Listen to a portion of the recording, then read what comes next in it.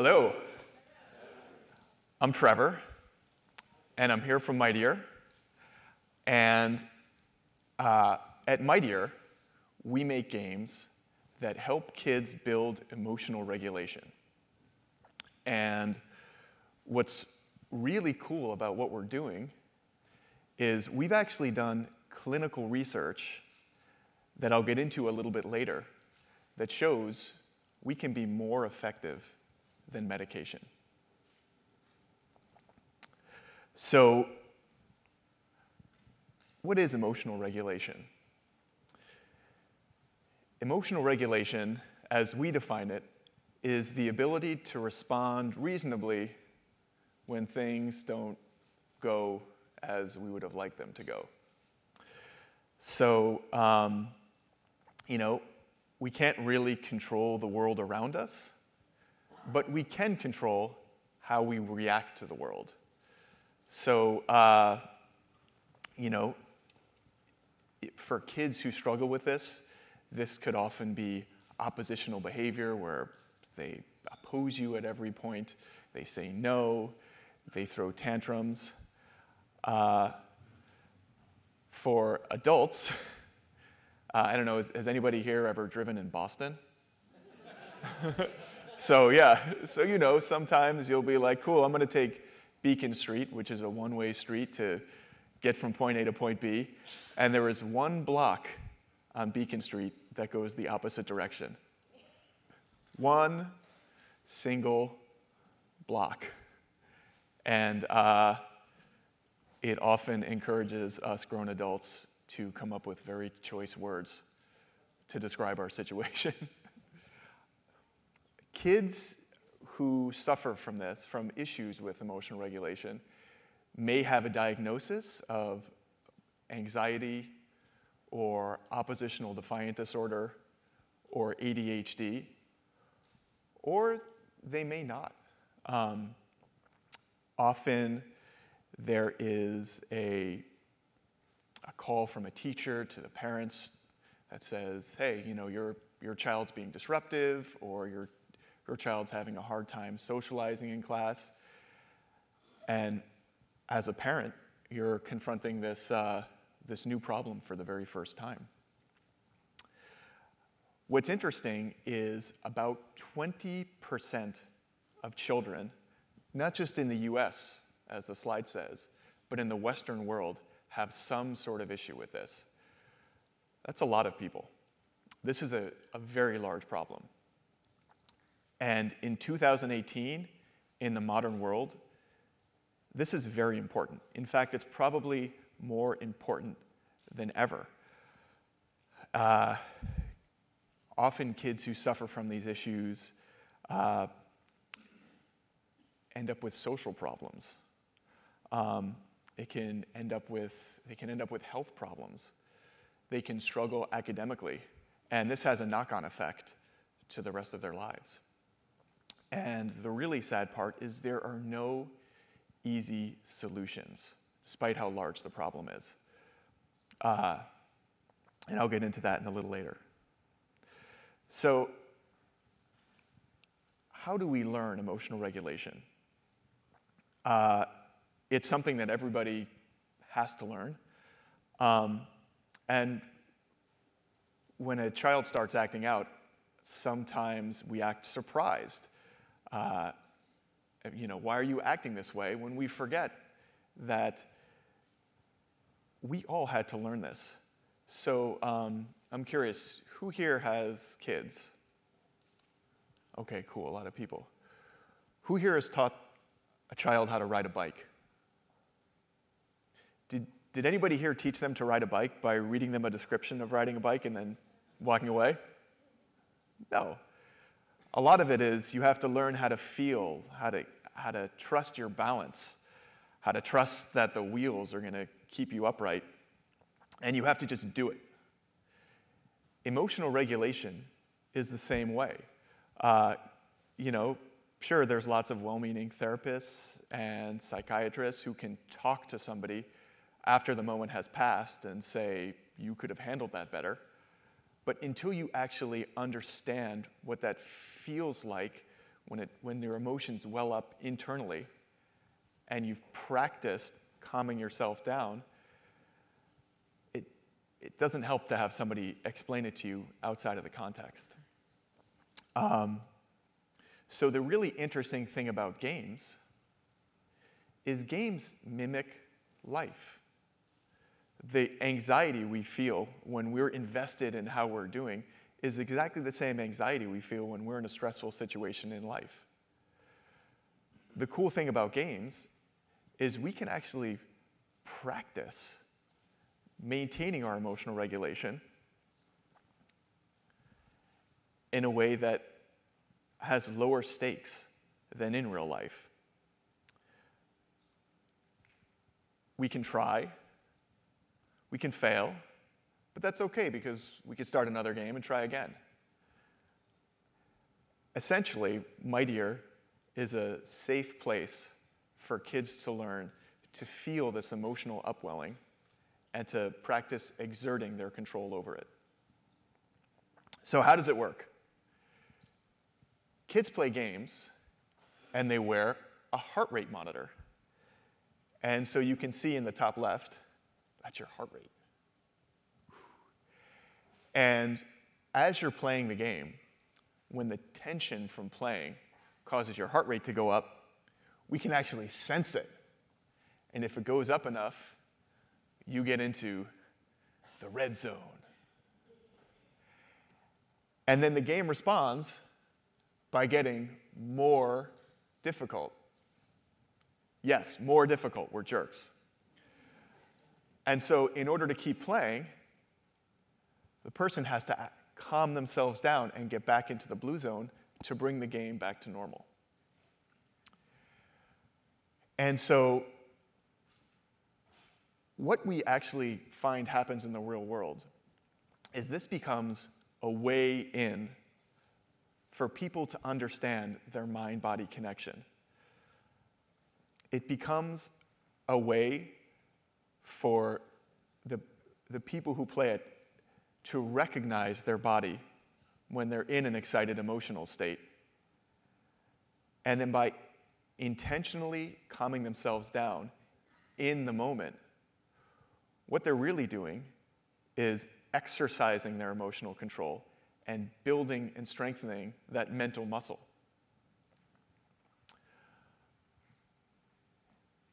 Essentially what we've done is we've built a game mechanic around your emotional state. You know, we can learn all sorts of things by playing games. I know when I was a kid and I was trying to make it through that water level in Super Mario Brothers, it was tough. 10-year-old Trevor definitely learned a few choice curse words by trying to make it through those, what were those, like flaming things that would spin around? I don't know why they were flaming underwater, but they were. And I remember in, must have been 6th grade, being faced with some problem in school and being like, okay, if I can make it through the water level, I can figure this out. And so what we're really doing is doing the same thing around our emotions, where kids realize they can calm themselves down while playing, they recognize how it feels, and then we've noticed that translates into real life. So the important thing here is these also have to be real games that kids actually want to play. If, you know, they're games that come out of a research lab and the parent gives it to their child, kid's going to be like, this is mom's dumb therapy game. Does anybody recognize this game? Yeah, it's Race the Sun. So one of the things we do to keep kids engaged is we partner with game developers who've made games that people actually like, and we integrate our emotional learning layer into those games. So Race the Sun, it's on Steam. I'm sure a lot of us here have played it. It's sold in the 7 figures. It's, you know, got a pretty strong signal from the market that it works.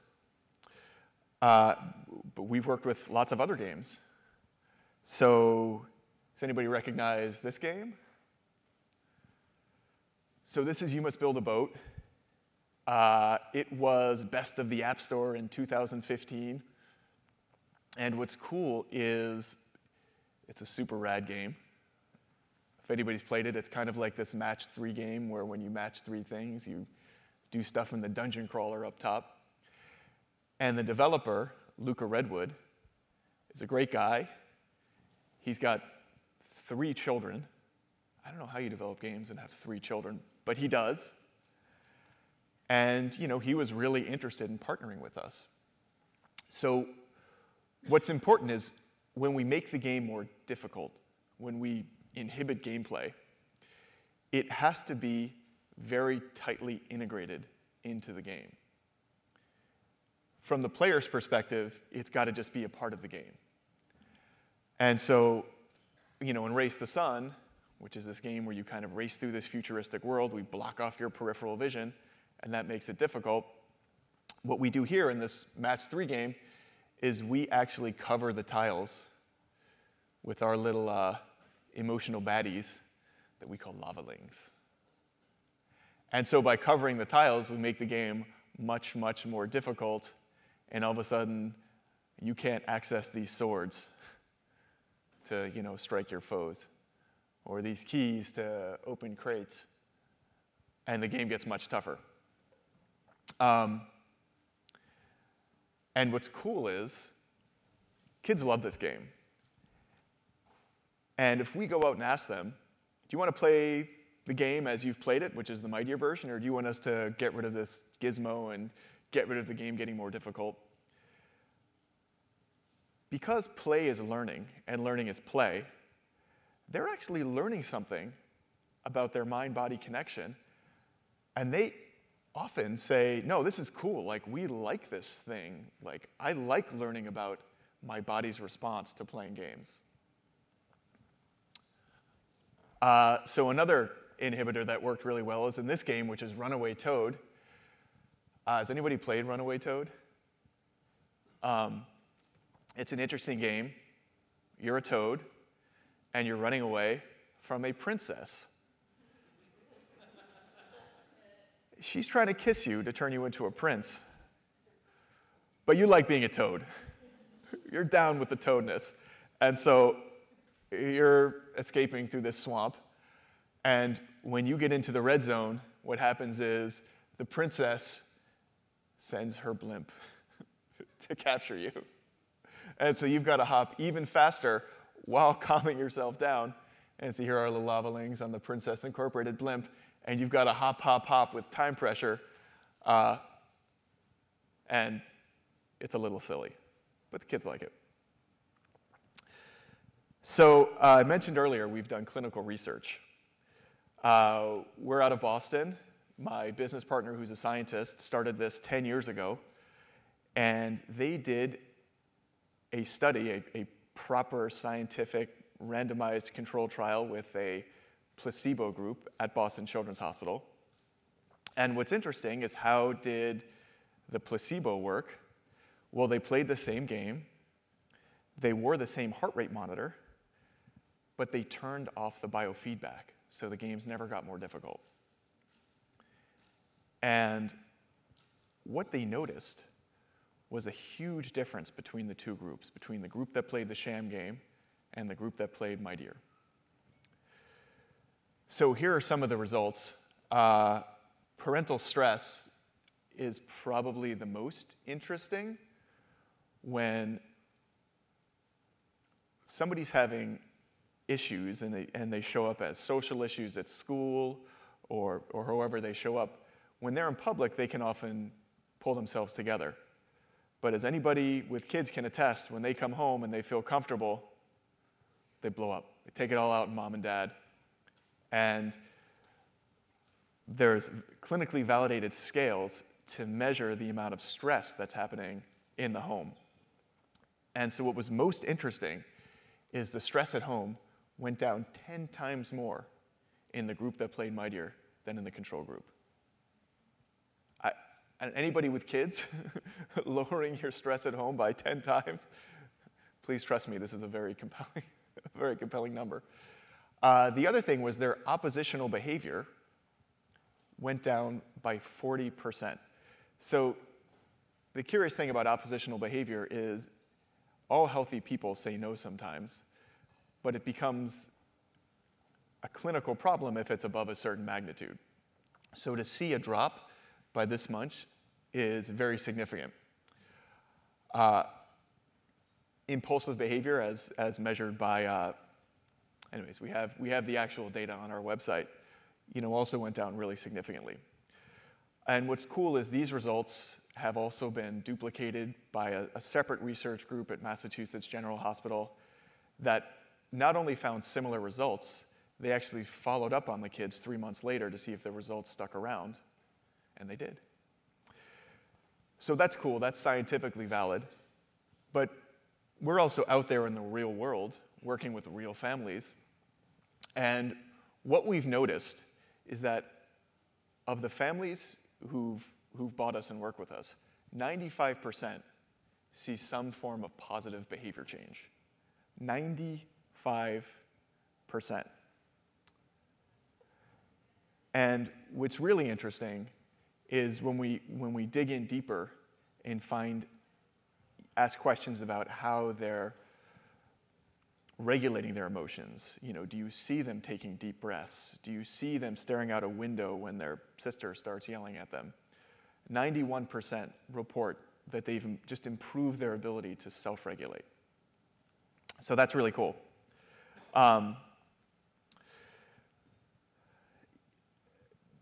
The other real issue that we have is this has to work in the real world, in real families, which are often very messy. Not every family is tech savvy and plays games.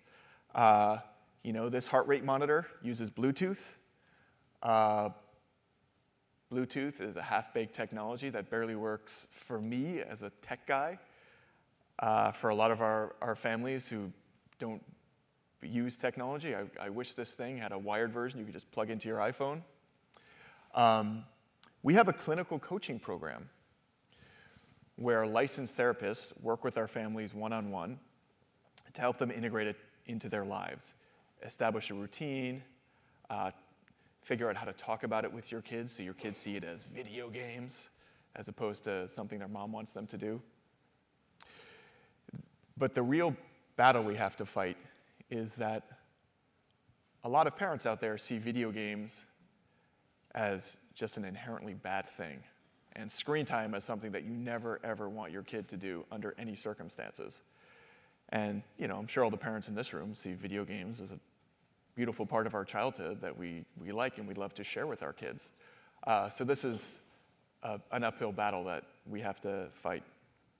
So we're almost out of time, but I did want to leave a little bit. Does anybody have any questions?